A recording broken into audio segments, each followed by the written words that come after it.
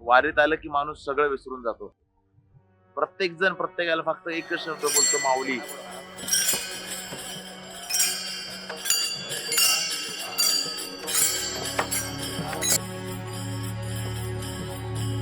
प्रत्येक जण एवढा आपुलकीचा होऊन जातो की कुटुंब होतं एक.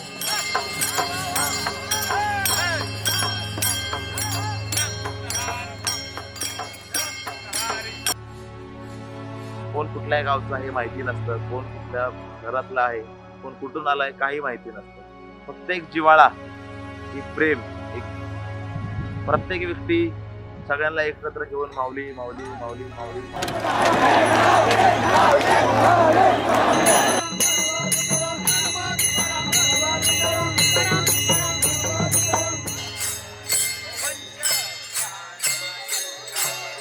जात धर्म भेदभाव हा प्रकार वारकरी संप्रदायात नाही.